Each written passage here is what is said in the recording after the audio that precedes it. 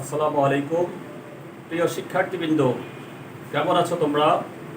আজকে অনেক দিন পর আমরা তোমাদের সাথে ক্লাসে পাঠক্রম শুরু করছি, অনলাইন ক্লাস কার্যক্রম শুরু করেছি। আমরা এর আগে ক্লাস নিয়েছিলাম কার্বোহাইড্রেট এবং অ্যামাইনো অ্যাসিড। আজকে আমরা শুরু করব এনজাইম। আমাদের অধ্যায় হলো কোষ রসায়ন আর টপিক হলো এনজাইম। তো ক্লাস শুরু করার আগে আমার পরিচয়টা দিয়ে নেই। আমি ডক্টর মোহাম্মদ ইকবালুর রহমান, সহযোগী অধ্যাপক এবং বিভাগীয় প্রধান, নরসিংদী সরকারি কলেজ, নরসিংদী।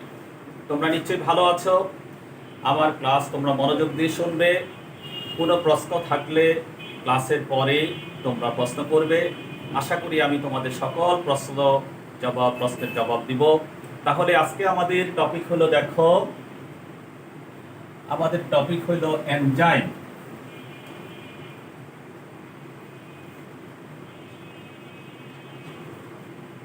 এই এনজাইমের আমরা প্রথমে আলোচনা করব সংজ্ঞা। দেখো, তোমরা খাতা থাকলে খাতা লিখে নাও অথবা মনোযোগ দিয়ে শোনাও, তাহলেই তোমরা নিশ্চয়ই এনজাইম সম্পর্কে আমরা বিস্তারিত আলোচনা করব, তোমরা এটা জানতে পারবে। এনজাইম হলো এক ধরনের প্রোটিন জাতীয় পদার্থ যারা বিক্রিয়ায় অংশগ্রহণ করে, বিক্রিয়াকে ত্বরান্বিত করে এবং বিক্রিয়া শেষে নিজেরা অপরিবর্তিত থাকে। আমি আবার বলছি, এনজাইম কাকে বলে? এনজাইম হইল এক ধরনের প্রোটিন জাতীয় পদার্থ যারা বিক্রিয়ায় অংশগ্রহণ করে, বিক্রিয়াকে ত্বরান্বিত করে এবং বিক্রিয়া শেষে নিজেরা অপরিবর্তিত থাকে, তাদেরকে বলা হয় এনজাইম। তাহলে এনজাইমের আমরা সংজ্ঞাটা দেখলাম। এখন আমরা দেখব এনজাইমের বৈশিষ্ট্যসমূহ কি কি। তোমরা দেখো, এই এনজাইমের বৈশিষ্ট্যসমূহ আমরা আজকে আলোচনা করব এক এক করে। এক নম্বরে দেখো, আমরা কি বলেছি? এনজাইম হলো প্রোটিন জাতীয় পদার্থ। একটা করে পয়েন্টগুলি লেখো। প্রোটিন জাতীয় পদার্থ। দুই নম্বরে হলো এরা জীবকোষে কলয়েড রূপে অবস্থান করে। জীবকোষে কলয়েড রূপে অবস্থান করে। তিন নম্বর হইল এরা তাপপ্রবণ। এরা হইল তাপপ্রবণ। তারপর হলো এদের কার্যকারিতা পিএইচ দ্বারা নিয়ন্ত্রিত। পিএইচ দ্বারা নিয়ন্ত্রিত। তাহলে দেখো, পাঁচ নাম্বার হলো কি? এরা অল্প মাত্রায়, পাঁচ নাম্বার হলে অল্প মাত্রা বিদ্যমান থাকে, বেশি থাকার দরকার হয় না, অল্প মাত্রায় এরা বিদ্যমান থাকে। আমি আবার আলোচনা করব, বিদ্যমান থাকে। তারপরে এদের কার্যকারিতা সুনির্দিষ্ট। কার্যকারিতা সুনির্দিষ্ট, এগুলি আমি আবার ব্যাখ্যা করব, তোমরা। সাত নম্বরে হইল এরা শুধুমাত্র, এরা সব এনজাইম এরা পানিতে দ্রবণীয়।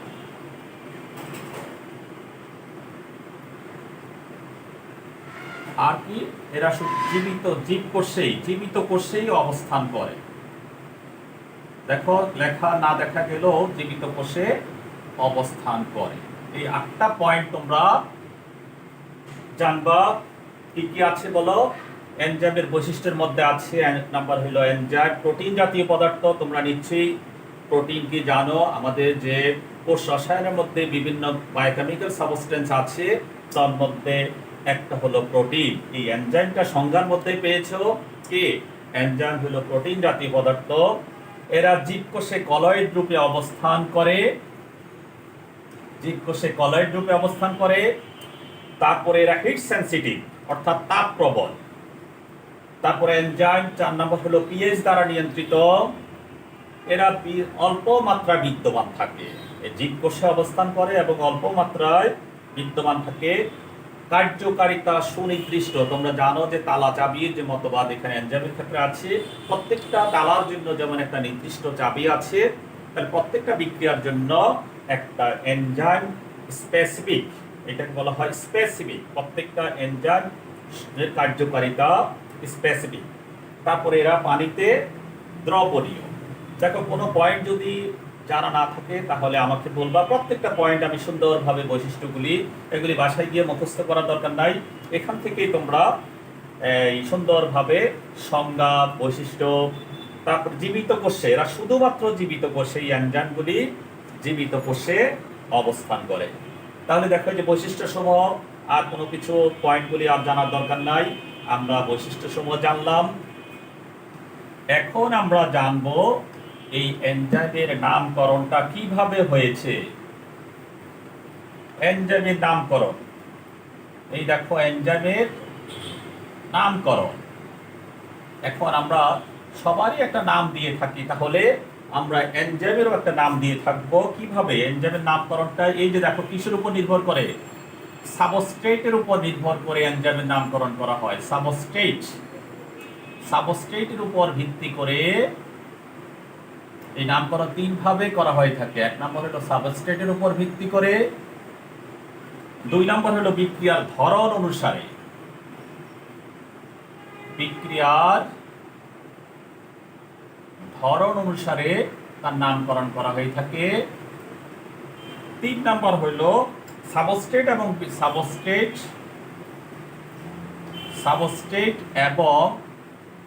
বিক্রিয়ার মিলিত বৈশিষ্ট্য অনুসারে, মিলিত বৈশিষ্ট্য অনুসারে। তাহলে দেখো তোমরা বলতে পারো যে স্যার এনজাইমের নামকরণ কিভাবে হয় থাকে। যার উপর বিক্রিয়া করে তাকে বলা হয় সাবস্ট্রেট, অর্থাৎ কোন পদার্থের উপর সে কাজ করবে তার উপর ভিত্তি করে এনজাইমের নামকরণ করা হয়ে থাকে। তারপর আছে বিক্রিয়ার ধরন অনুসারে, অর্থাৎ বিক্রিয়াটা কিরকম হবে তার টাইপ অনুসারে এনজাইমের নামকরণ করা হয়ে থাকে। তারপরে আছে সাবস্ট্রেট, অর্থাৎ এই দুইটার মিলিত বৈশিষ্ট্য অনুসারে, কখনো দেখা যায় শুধুমাত্র সাবস্ট্রেটের উপর ভিত্তি করে, কখনো দেখা যায় বিক্রিয়ার ধরন অনুসারে, কখনো দেখা যায় সাবস্ট্রেট এবং বিক্রিয়ার মিলিত বৈশিষ্ট্য অনুসারে এনজাইমের নামকরণ করা হয়ে থাকে। এই পয়েন্টগুলি তোমরা একটু লিখে নাও, এনজাইমের নামকরণ করা হয়ে থাকে। আমরা এখন একটা নামকরণ করা হয়ে থাকে। দেখো লেখা বোঝা যায় কিনা, আমি 1 মিনিট তোমাদের জন্য রেখে দিলাম যে নামকরণ কিভাবে হয়ে থাকে। তিনটা বৈশিষ্ট্যের উপর, একটা সাবস্ট্রেটের উপর, বিক্রিয়ার ধরন, সাবস্ট্রেট এবং বিক্রিয়ার। আমরা এখন একটা করে দেখব সাবস্ট্রেট কিভাবে, সাবস্ট্রেট কারা। এখন দেখো 1 নাম্বার পয়েন্টটা আমরা দেখি কি, সাবস্ট্রেটের উপর ভিত্তি করে, সাবস্ট্রেটের ধরন অনুসারে, সাবস্ট্রেট এর ধরন অনুসারে কিভাবে দেখো, যেমন ধরো সে, আমরা আগে বলেছি সাবস্ট্রেট কাকে বলে, যেমন ধরো সে সুক্রোজের উপর বিক্রিয়া করলো। সুক্রোজ তোমরা নিশ্চয়ই চিনো, যে খাবার চিনি সুক্রোজ। এই সুক্রোজের উপর যখন বিক্রিয়া করো তখন আমরা সুক্রোজের সাথে একটা এস যুক্ত করে সেই এনজাইমের নামটা দিয়ে দেই সুক্রেজ। এবার দেখেছো এই সুক্রেজ এনজাইমটা কিভাবে আসছে, এই যে সুক্রোজ যার উপর বিক্রিয়া করে সেটা হলো সাবস্ট্রেট। এই সাবস্ট্রেটের সাথে যখন আমরা এস যুক্ত করব তখন, তারপরে সে যখন আবার ইউরিয়ার উপর কাজ করবে, বিক্রিয়া করবে, তখন এটার সাথে আমরা একটা এস দিয়ে দেই, কি হয়ে গেল ইউরেজ।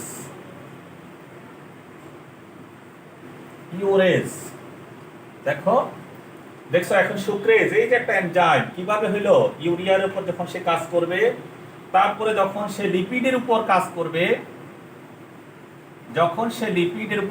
একটা এস যুক্ত করে দিলে তখন হয়ে গেল লাইপেজ। তোমরা এই নাম দেখলেই বুঝতে পারবা যে সে, অর্থাৎ এই লাইপেজটা তারপরে যখন প্রোটিনের উপর কাজ করবে, প্রোটিন প্লাস এস, তখন হয়ে যাবে প্রোটিয়েজ।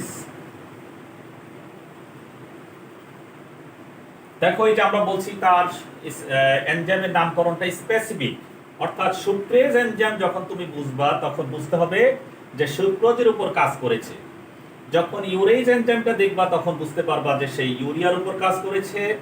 যখন দেখবা লাইপেজ হয়েছে তখন লিপিডের উপর, যখন প্রোটিয়েজ এনজাইম দেখবা সে প্রোটিনের উপর কাজ করেছে, অর্থাৎ সে যার উপর কাজটা করবে বা বিক্রিয়া সম্পন্ন করবে তার উপর ভিত্তি করে এই এনজাইমের নামকরণটা হয়ে থাকে। এখন 2 নম্বরে আমরা দেখব বিক্রিয়ার ধরন অনুসারে। দেখো আমরা এখন সে কোন বিক্রিয়াকে কিভাবে, 2 নম্বর হলো বিক্রিয়ার ধরন অনুসারে।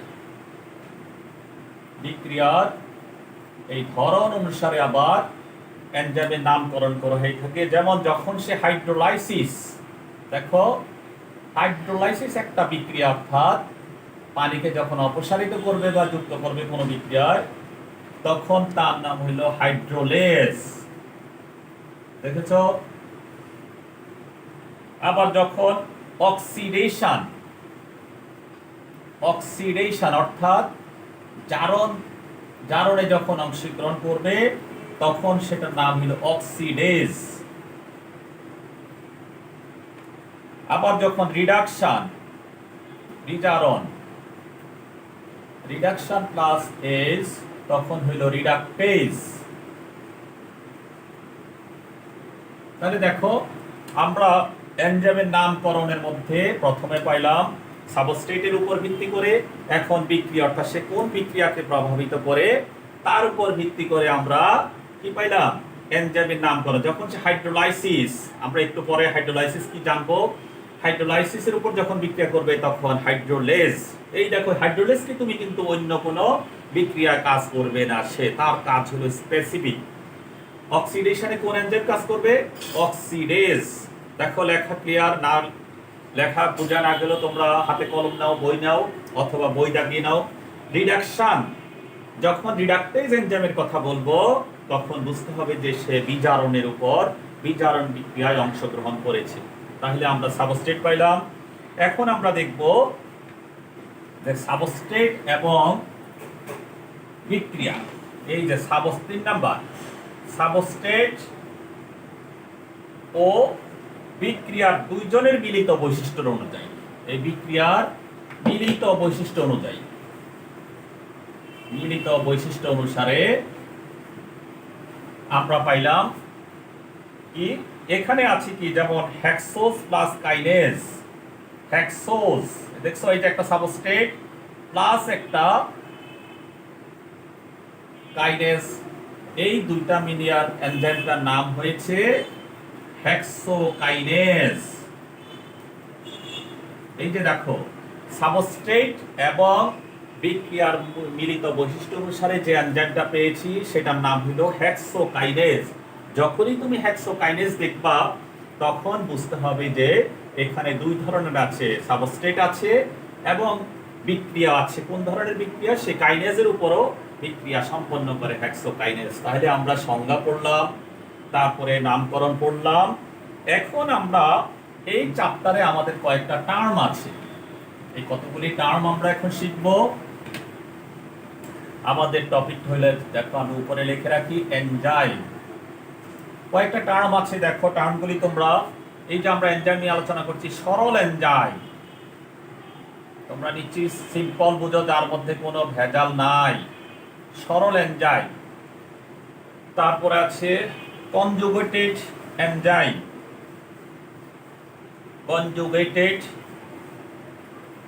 কনজুগেটেড প্রোটিন অর্থাৎ কনজুগেটেড। 3 নম্বরে আছে অ্যাপো এনজাইম, অ্যাপো এনজাইম।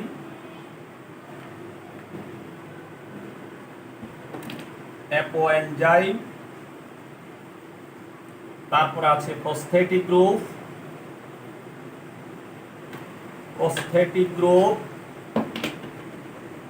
আমি এগুলি আলোচনা করব একটা একটা করে।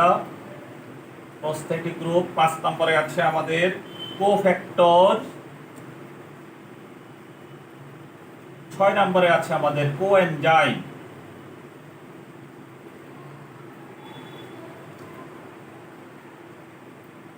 ওকে, আমরা এখন দেখো এই 6টা পয়েন্ট আমরা এখন আলোচনা করব। একটা হলো সরল এনজাইম। এই যে আমরা এতক্ষণ এনজাইম আলোচনা করলাম, কিছু কিছু এনজাইম আছে যেগুলি শুধুমাত্র প্রোটিন, এখানে প্রোটিন ছাড়া আর কিছুই নাই, শুধুমাত্র প্রোটিন আছে, এইটাকে বলা হয়, ওই এনজাইমকে বলা হয়, আমরা এর আগে বলেছি যে সমস্ত এনজাইম প্রোটিন দ্বারা গঠিত। তাহলে এই এনজাইমের মধ্যে কি আছে, শুধুমাত্র প্রোটিন যখন আছে তখন তাদেরকে বলা হয় সরল এনজাইম। তারপর আছে কনজুগেটেড প্রোটিন, অর্থাৎ এই প্রোটিনের সাথে যখন অপ্রোটিন অংশ থাকে, ধরো এনজাইম তো আছে, সেটা হলো প্রোটিন অংশ প্লাস অপ্রোটিন অংশ, অপ্রোটিন অংশ, এই দুইটা অংশ থাকে, একটা হলো মেইন প্রোটিন, তখন তাকে বলা হয় কনজুগেটেড প্রোটিন। আর এই কনজুগেটেড প্রোটিনের মধ্যে প্রোটিন অংশটাকে বলা হয় যে অ্যাপোএনজাইম। দেখো কনজুগেটেড প্রোটিনের মধ্যে যে দুইটা অংশ থাকে, একটা কি প্রোটিন আর একটা হলো অপ্রোটিন, আর এই প্রোটিন অংশটাকে কি বলা হয়, অ্যাপোএনজাইম। আর অপ্রোটিন অংশটাকে বলা হয় প্রস্থেটিক গ্রুপ। দেখো আমি আর লিখলাম না, তোমরা ক্লিয়ার করে বুঝে নাও। আর এই যে প্রস্থেটিক অপ্রোটিন অংশটা, যখন প্রস্থেটিক গ্রুপটা যখন মেটাল হবে, এই যখন মেটাল হবে তখন তাকে বলা হয় কি, তখন তাকে বলা হয় কোফ্যাক্টর। আমি আবার বলবো, তাহলে তোমরা সরল এনজাইম চিনলা, কনজুগেটেড প্রোটিন চিনলা, অ্যাপোএনজাইম চিনলা, প্রস্থেটিক গ্রুপ বললা। প্রস্থেটিক গ্রুপ কি, ওই যে কনজুগেটেড প্রোটিনের মধ্যে যখন অপ্রোটিন অংশটা থাকবে, এই অপ্রোটিন অংশটার নাম হলো প্রস্থেটিক গ্রুপ। আর এই প্রস্থেটিক গ্রুপটা যখন মেটাল হবে তখন তাকে বলা হবে কোফ্যাক্টর। আর এই অপ্রোটিন অংশটা যখন আবার জৈব রাসায়নিক পদার্থ হবে তখন তাদেরকে বলা হয়, জৈব রাসায়নিক পদার্থ হবে তখন তাকে বলা হবে কোএনজাইম। এই যে পরীক্ষার সময় আসে অ্যাপোএনজাইম কি, তোমরা দেখবা যে বিভিন্ন বোর্ডে একটা 1 নম্বরের একটা ক বিভাগের জ্ঞানমূলক প্রশ্ন আসে, অ্যাপোএনজাইম কি, প্রস্থেটিক গ্রুপ কি, কোফ্যাক্টর কি, কোএনজাইম কি, তখন এক শব্দে বলে দিবা। তখন এই কথাটা দিতে হবে যে এনজাইমের মধ্যে যখন কনজুগেটেড প্রোটিনের মধ্যে যখন অপ্রোটিন অংশ থাকে, অপ্রোটিন অংশটা যখন এই অপ্রোটিন অংশটাকে বলা হয় প্রস্থেটিক গ্রুপ। অপ্রোটিন অংশটা যখন মেটাল হবে তখন তাকে বলা হবে কোফ্যাক্টর। অপ্রোটিন অংশটা যখন জৈব রাসায়নিক পদার্থ হবে তখন তাকে বলা হয় কোএনজাইম। তাহলে এই যে দেখো টার্মগুলি পরীক্ষায় আসে, আমি এখন যেগুলি আলোচনা করেছি এগুলি এমসিকিউতে আসে, তোমার জ্ঞানমূলক প্রশ্নে আসে, তারপরে এই নলেজে আসে। তাহলে আমরা এখন দেখব আরো কয়েকটা আমাদের আসে, এটা দ্বারা কি বোঝায়, আর পূর্ণ নাম লিখো। এই যে আমরা এখন পূর্ণ নামটা শিখব। দেখো কয়েকটা পূর্ণ নাম দিয়ে দেয় পরীক্ষার সময়, আগে কিন্তু 5টা দিত 10 নম্বরের, যে পূর্ণ রূপ লিখো, এখন আর 5টা দেয় না, এখন 1টা 2টা দেয়। যেমন এফএডি, এগুলি কোএনজাইম কিন্তু, এফএডি। তারপরে আছে এফএমএন, এফএমএন, এনএডি, এনএডিপি, তারপরে আছে সিওএ, তারপর আছে এটিপি। ঠিক আছে, এখন তোমরা এইগুলির পুরা নামটা বই দেখে লিখে নেবে, আমি জাস্ট উচ্চারণ করতেছি, অথবা যদি ক্লাসের পরে সময় থাকে আমি এইগুলির পূর্ণ নাম তোমাদের লিখে দিব। FAD, flavin adenine dinucleotide. দেখো আবার বলছি, ফ্ল্যাভিন অ্যাডিনিন ডাইনিউক্লিওটাইড। বানানে ভুল হয় অনেকের, যদি আমার ক্লাসের পরে সময় থাকে এই 6টা আবার আমি পূর্ণ রূপ লিখে দিব। Flavin mononucleotide, nicotinamide adenine dinucleotide, nicotinamide adenine dinucleotide phosphate NADP, coenzyme, coenzyme এ, কোএনজাইম এ। তারপর আছে এটিপি, অ্যাডেনোসিন ট্রাইফসফেট। তোমরা এগুলি সুন্দরভাবে, বানান ভুল হইলে নাম্বার নাই, যেহেতু পূর্ণরূপ লিখতে বলছে তোমরা অবশ্যই কি করবে, বানানগুলি সুন্দর করে লিখে পরীক্ষার সময়। আরো 2-1টা আছে, NADPH2 আছে, NADPH2 আছে, তারপরে ADP আছে, হ্যাঁ, FADH2 আছে, এইগুলি অ্যাডিনোসিন। এগুলি কয়েকটা শিখলেই দেখবা যে প্রতি বছরই 1টা 2টা আসে। পূর্ণরূপ লিখো। তাহলে দেখো এই চ্যাপ্টার থেকে আমাদের অনেক কিছু শিখা হয়ে গেল। এনজাইম থেকে আমরা পূর্ণরূপ শিখলাম। মনে রাখো ক্লাসের পরে যদি সুযোগ থাকে আর নতুবা তোমরা বাসায় শিখে নেবে। এখন আমরা আমাদের যেটা সবচেয়ে বেশি গুরুত্বপূর্ণ, এটার ক্লাসিফিকেশন পরীক্ষায় আসে, আগে সরাসরি আসতো, কিন্তু এখন উদ্দীপকের মাধ্যমে তোমাকে বুঝতে হবে যে এটা কি এনজাইমের ক্লাসিফিকেশন নাকি প্রোটিনের ক্লাসিফিকেশন। 2018 সালের প্রশ্ন 19 সালে এসেছিল, কেউ দিয়েছে প্রোটিন, কেউ দিয়েছে এনজাইম। কারণ উদ্দীপকটা যদি না বুঝে যে প্রোটিন আর এনজাইমের মধ্যে পার্থক্য কি সেটা না বুঝলে কনফিউজড হয়ে যায়। সেই জন্য আমি সংজ্ঞাটাকে ক্লিয়ার করে তোমাদের বুঝিয়েছি যেন তোমরা কোনো কনফিউজডের কিছু নাই। এখন উদ্দীপকটা দিয়েই বলবে যে তার ক্লাসিফিকেশন লিখো 4 নম্বরের, এবং অথবা বিশ্লেষণ করো। এখন আমরা তার ক্লাসিফিকেশনটা একটু দেখি। এটা হলো প্রথমে আছে ঘটন অনুসারে 2 প্রকার। ঘটন অনুসারে তাকে ক্লাসিফাই করা যায়। একটা হলো সরল এনজাইম। সরল মানে কি? তোমরা আশা করি সরল, একদম সিম্পল, কোনো ভেজাল নাই। তারপরে আছে যৌগিক এনজাইম। দেখো ঘটন অনুসারে এনজাইমকে 2 ভাগে ভাগ করা যায়। একটা হলো সরল এনজাইম আর একটা হলো যৌগিক এনজাইম। সরল মানে কি? একটু আগে আমি বলেছি যে সমস্ত এনজাইমের মধ্যে শুধুমাত্র প্রোটিন আছে, অর্থাৎ তার মধ্যে কোনো ভেজাল নাই, একদম পিওর। হ্যাঁ, ক্লাসের মধ্যে আমি যখন দাঁড়ায় বলি যে সরল কেউ আছে, সিম্পল কে আছে, দেখা যায় যে সবাই সিম্পল, কোনো ভেজাল নাই। তার মানে কি সব স্টুডেন্ট একদম সিম্পল। আর যৌগিক মানে কি? এর মধ্যে তো প্রোটিন আছেই, তার সাথে একটা অপ্রোটিন অংশ যুক্ত আছে। এই যে অপ্রোটিন অংশ যুক্ত আছে, এই জন্য এটাকে বলা হয় কি যৌগিক। অর্থাৎ যৌগিক মানে কি? যখন কোনো পদার্থের সাথে, কোনো বস্তুর সাথে একাধিক পদার্থ যুক্ত হবে তখনই আমরা তাকে বলি যৌগিক। এখন ক্লাসিফিকেশন আসলে বলে স্যার কোনটা দিব? যখন স্পেসিফিক থাকবে তখন স্পেসিফিক দিতে হবে, আর স্পেসিফিক যদি না থাকে তোমাকে দুইটাই দিতে হবে। তারপরে আছে আমাদের গেল খতে আছে সে কি ধরনের বিক্রিয়াকে প্রভাবিত করে। বুঝতে পারছো? কি ধরনের বিক্রিয়াকে প্রভাবিত করে তার বৈশিষ্ট্য অনুসারে এনজাইমকে আবার নিম্নে কয়েক ভাগে ভাগ করা যায়। এই প্রথমে গেল আমাদের ঘটন অনুসারে। তাহলে দেখো আমাদের কি কি আছে। 1 নম্বরে আছে আমাদের অক্সিডো রিডাকটেজ।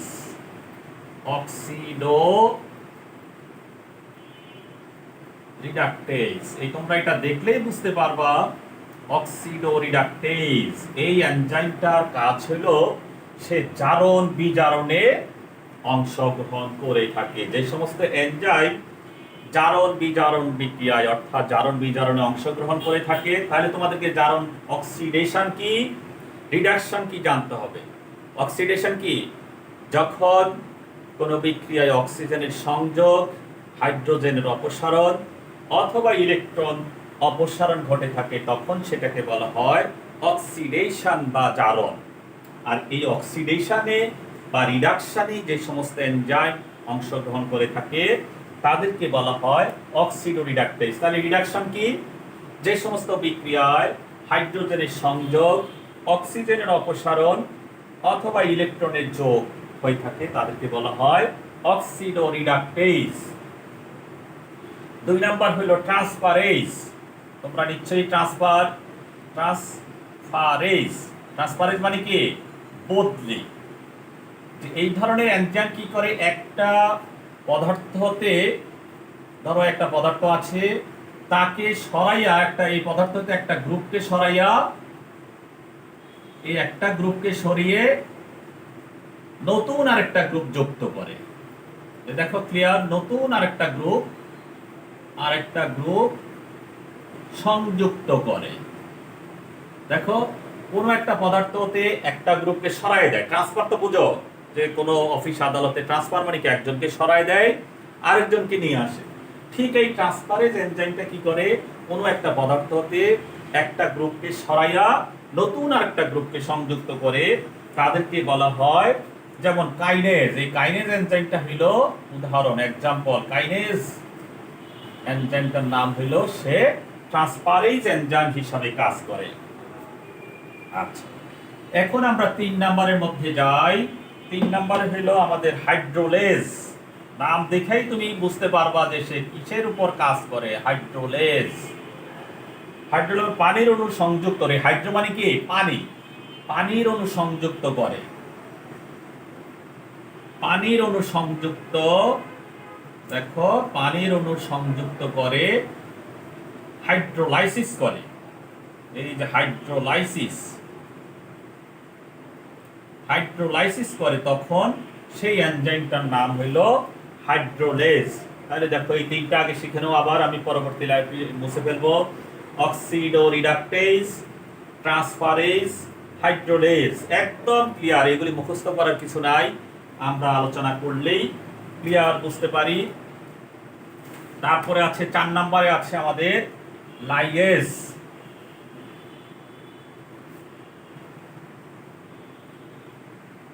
4 নম্বরে আছে আমাদের লাইগেজ। লাইগেজ মানে কি? এখানে জারণ বিজারণ ছাড়াই, জারণ বিজারণ ছাড়াই অন্য কায়দায়, অন্য কোনো উপায়, জারণ বিজারণ লাগে না, সে অন্য কোনো উপায়ে, অন্য কোনো উপায়ে কি করে? সাবস্ট্রেটের কোনো মূলককে স্থানান্তর করে।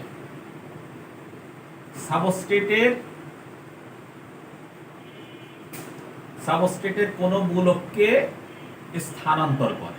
এই লাইগেজের কাজ হলো সেও ট্রান্সফার করে, কিন্তু অন্য কোনো মূলককে ট্রান্সফার করে বা স্থানান্তর করে। ঠিক আছে, এটাও প্রায় ট্রান্সফারেজের মতোই, কিন্তু এখানে কোনো জারণ করে, সে একটা তার স্পেসিফিক অন্য একটা কায়দায় বা অন্য কোনো একটা উপায় কি করে? সাবস্ট্রেটের কোনো মূলককে স্থানান্তর করে। তাহলে আমরা 4 নম্বরে পাইলাম লাইগেজ, তারপর আরেকটা পাইলাম লাইগেজ। দেখো 5 নম্বরে লাইগেজ। লাইগেজ মানে কি? এটি 2 বা ততোধিক সাবস্ট্রেট সংযুক্ত করে। লাইগেজের কাজ হলো সংযুক্ত করা। কি করে? সে এটিপি এর সহায়তায় 2 বা ততোধিক সাবস্ট্রেটকে, এখানে কি লাগবে? এটিপি এর সহায়তা লাগবে। দেখো সংযুক্ত করলে হবে না, এটিপি এর সহায়তায়, এটিপি এর সহায়তায় 2 বা ততোধিক সাবস্ট্রেটকে সংযুক্ত করে, সেই জন্য এটার নাম হয়েছে লাইগেজ। তারপরে আছে আমাদের কার্বক্সিলেজ। দেখো আমরা এনজাইমের শ্রেণীটা খুবই গুরুত্বপূর্ণ ক্লাস। তারপরে আছে কার্বক্সিলেজ। কার্বক্সিলেজ, এই দেখো নাম দেখলেই বুঝতে পারবা সে কার উপর কোন ইয়ে করে? কার্বন ডাই অক্সাইড, কোন পদার্থ প্রতি কার্বন ডাই অক্সাইড, কোন সাবস্ট্রেটের সাথে কার্বন ডাই অক্সাইডকে সংযুক্ত করা বা অপসারণ করা যে এনজাইমটা কাজ করে তার নাম হলো, সেই এনজাইমের নাম হলো কার্বক্সিলেজ। এই যে দেখছো কার্বন ডাই অক্সাইডের সংযোগ বা অপসারণ, যুক্ত করতে বা অপসারণ, যে আমি প্লাস মাইনাস দিলেই বুঝতে পারবা যে কোন সাবস্ট্রেটের সাথে যখন কার্বন ডাই অক্সাইডকে সংযুক্ত করে বা অপসারণ করে তখন আমরা সেই এনজাইমটার নাম বলি কি? কার্বক্সিলেজ। তারপরে 7 নম্বরে আসো, দেখো আইসোমারেজ। আইসোমারেজ, আইসোমার শব্দের অর্থ কি? দেখতে একই রকম। যেমন আমি তোমাকে যদি বলি, দেখো এখানে পার্থক্য আছে নাকি? C6H12O6, কেমন? আবার আমি লিখলাম C6H12O6, ঠিক আছে? এখন এই দুইটার মধ্যে পার্থক্য, যখন কোনো এনজাইম তাদেরকে অ্যালডোজ আর কিটোন গ্রুপ, অর্থাৎ এটা হলো গ্লুকোজ আর একটা হলো ফ্রুক্টোজ, এরকম যখন অ্যালডোজ আর কিটোন গ্রুপকে তারা একে অপরকে স্থানান্তর চেঞ্জ করতে পারে, অর্থাৎ আইসোমারে পরিণত করতে পারে, তখন আমরা তাকে বলি আইসোমারেজ। ওকে, তারপরে আছে 8 নম্বরে আছে আমাদের এপিমারেজ। এপিমারেজ হইলো তাদের যে কোনো একটা কনফিগারেশন, এপিমার চেহারা দেখতে একই রকম, অর্থাৎ দেখা গেল যে ধরো এই যে আমার 2টা হাত আছে, হাতের মধ্যে যে কোনো একটা আঙ্গুল যদি আমার এদিক সেদিক হয়ে যায়, অর্থাৎ এক জায়গা থেকে আরেক জায়গায় চলে যায়, তখনই আমরা সেটাকে বলি এপিমার। তাহলে যে সমস্ত এনজাইম কি করে? এপিমারে পরিণত করে। এই যে দেখো এখানে আইসোমার, এখানে হলো এপিমারে পরিণত করে, তখন আমরা তাকে বলি এপিমারে পরিণত করে, তখন আমরা তাকে বলি এপিমারেজ। তারপরে আমাদের লাস্ট আছে ফসফোরাইলেজ। ফসফোরাইলেজ, দেখো নাম দেখলেই আমরা বুঝতে পারি ফসফোরাইলেজ অর্থাৎ যে এনজাইমটা কি করে, কোন সাবস্ট্রেটের সাথে ফসফেট গ্রুপকে যুক্ত করবে, ফসফেট গ্রুপকে যুক্ত করবে। এই যে আমি প্লাস মাইনাস দিয়ে অর্থ কি, প্লাস মানে সংযুক্ত করবে অথবা অপসারণ করবে। যখন সংযুক্ত করবে তখন সেই এনজাইমটাকে আমরা বলি ফসফোরাইলেজ এনজাইম। তাহলে দেখো কত ক্লিয়ার আমাদের বিক্রিয়া কিভাবে কাজ করে। অক্সিডো রিডাকটেজ, তারপর আছে ট্রান্সফারেজ, লাইগেজ, তারপর আছে লাইগেজ, কার্বক্সিলেজ, তারপরে আছে আইসোমারেজ, এপিমারেজ। কেমন? এই হলো আমাদের আজকের ক্লাসের শ্রেণীবিন্যাস। আর তেমন কিছু নাই। আমাদের আরেকটা আছে সে কি ধরনের কাজ করে, যেমন কার উপর। এর মধ্যে আছে আমরা বলেছিলাম যে তালা চাবি মতবাদ। এইটাই পরীক্ষার সময় প্রায় আসে যে এনজাইমের ক্রিয়াশীলতার উপর যে কোনো একটা মতবাদ বিশ্লেষণ করো। তালা চাবি মতবাদ মানে কি? আমরা প্রথমে বলেছি এনজাইমের কার্যকারিতা হলো স্পেসিফিক। সে কি একটা নির্দিষ্ট বস্তুর উপর, যে এতক্ষণ যে আমরা এনজাইমের উপর বিস্তারিত আলোচনা করলাম, তোমরা নিশ্চয়ই বুঝতে পারতেছো যে তার কার্যকারিতা হলো স্পেসিফিক। সে যেমন তালার উপর যেমন চাবি স্পেসিফিক কাজ করে, এক তালার চাবি অন্য চাবি দিয়ে খোলা যাবে না, একটা তালা অন্য চাবি দিয়ে খোলা যাবে না। ঠিক এনজাইমটাও কি করবে, এক এনজাইম অন্য কোনো সাবস্ট্রেটের উপর কাজ করবে না। এই জন্য এটাকে বলা হয় তালা চাবি মতবাদ। এই মতবাদটাই এখনো স্বীকৃত আছে, বহুল গ্রহণযোগ্য আছে। এখন আমি তোমাদেরকে বলেছিলাম যে ওই যে পুরো শব্দগুলি একটু লিখে দিব। শব্দগুলি দেখো, এগুলি অনেকেই বানান ভুল করে। FAD, দেখো ফ্ল্যাভিন, অ্যাডিনিন, ডাইনিউক্লিওটাইড। তারপরে আছে FMN, flavin mononucleotide.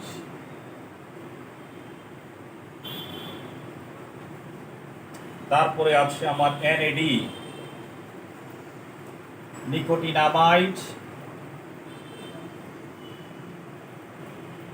Adenine dinucleotide. তারপর আছে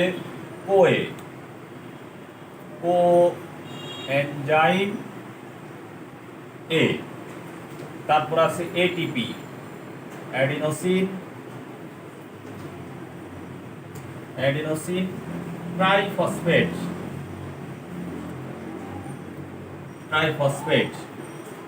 তারপর আছে ADP, অ্যাডিনোসিন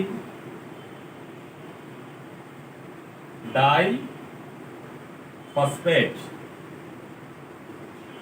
এই হলো আজকের আমাদের ক্লাসের মোটামুটি। আমি এখন রিভিশনের মধ্যে তোমাদেরকে প্রশ্ন জিজ্ঞাসা করব, দেখি কে তোমাদেরকে কতটা প্রশ্ন বলতে পারো। তোমরা ওইগুলি ওইভাবে শিখে নিবে। আগামী ক্লাসে আমি তোমাদেরকে আবার জিজ্ঞাসা করব যে এনজাইমের কয়েকটা সংজ্ঞা বলো, এনজাইমের কয়েকটা টার্ম আছে, যেমন প্রস্থেটিক গ্রুপ কি, তারপরে অ্যাপো এনজাইম কি, তারপরে আছে কোএনজাইম কি, তারপরে এনজাইমের কয়েকটা বৈশিষ্ট্যের কথা জিজ্ঞাসা করব, যে পিএইচ কি, তাপপ্রবণ কি, কলয়েড কি। হ্যাঁ, তোমরা এগুলি ভালোভাবে শিখে আসবে। তারপরে ধরো আমরা জিজ্ঞাসা করব এনজাইমের ক্লাসিফিকেশনটা কিভাবে করা হয়েছে, সাবস্ট্রেট কি, তারপরে সুক্রেজ কি, সুক্রেজটা কেন নামকরণ করা হয়েছে। এখন এইগুলিকে আমি আবার বিস্তারিত আলোচনা করলে শর্ট করে দেখবা যে তোমাদের মাথার মধ্যে ক্লিয়ার চলে আসছে যে সরল এনজাইম কি, অ্যাপো এনজাইম কি, কোএনজাইম কি। কোএনজাইম কি বলতো? কোএনজাইম হলো যখন আমাদের প্রোটিনের সাথে অপ্রোটিন অংশ থাকবে, সেই অপ্রোটিন অংশটার নাম হলো প্রস্থেটিক গ্রুপ। আর এই প্রস্থেটিক গ্রুপটা যখন জৈব রাসায়নিক পদার্থ হবে তখন আমরা তাকে বলবো কোএনজাইম। তারপরে আমাদের যদি বলা হয় অক্সিডেশন কি, অক্সিডো রিডাকটেজ কি, তারপরে ট্রান্সফারেজ কি, ট্রান্সফারেজ এনজাইমটা কিসের উপর কাজ করে, লাইগেজ কি, তারপর লাইগেজ কি, হ্যাঁ, আইসোমার কি, এই যে কতগুলি শব্দ আছে, এই জিনিসগুলি বেসিক যদি তুমি না জানো, তাহলে যখন ভবিষ্যতে ভর্তি পরীক্ষা দিতে যাওয়া, যখন ভালো ইয়েতে যাবা, ইউনিভার্সিটিতে বা মেডিকেলে ভর্তি হবে, তখন কলেজের ব্যাপারটা চলে আসে যে কে পড়িয়েছেন, কি পড়াইছে, এই বেসিক জিনিসগুলি কেন আলোচনা করে নাই। এই বেসিক জিনিস হলো এইগুলি। তুমি যদি অনেককে জিজ্ঞাসা করো যে স্যার আইসোমার কি, তোমার বন্ধুদেরকে যদি জিজ্ঞাসা করো, তাহলে বুঝে তুমি মুখস্থ করলে হবে না, তোমাকে এই জিনিসগুলি ক্লিয়ার জানতে হবে যে আইসোমার কি, এপিমার কি, যেমন কলয়েড কি, তারপরে আছে পিএইচ কি, অক্সিডেশন কি। এই জিনিসগুলি একদম বেসিক জিনিস, শুধু আমরা বই মুখস্থ করলেই হবে না, আমাদেরকে এই জিনিসগুলি ভালোভাবে রপ্ত করতে হবে। এই হলো আমাদের গত ক্লাসে আমরা কি আলোচনা করেছিলাম। এটা তো প্রথমে আলোচনা করার কথা, আমরা আবার দেখি।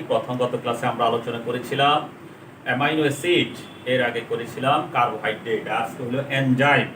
তাহলে দেখো এই চ্যাপ্টারটা কিন্তু খুবই কঠিন, আবার খুবই সোজা। যদি তুমি ক্লিয়ার বুঝে পড়ো, তাহলে কোনো কঠিন কিছু নয়। এই চ্যাপ্টারটা অনেকেই অ্যাভয়েড করে যায়, যে এই চ্যাপ্টার থেকে আমরা বায়োকেমিস্ট্রি, কেমিস্ট্রি নাম শুনলেই আমাদের অনেক ছেলেমেয়েরা ঘাবড়ে যে এটা কঠিন। আসলে খুবই সোজা যদি তুমি বুঝো। যে আজকের আলোচনা থেকে তুমি নিশ্চয়ই বুঝতে পারছো, যদি তুমি বুঝো তাহলে মোটামুটি সোজা।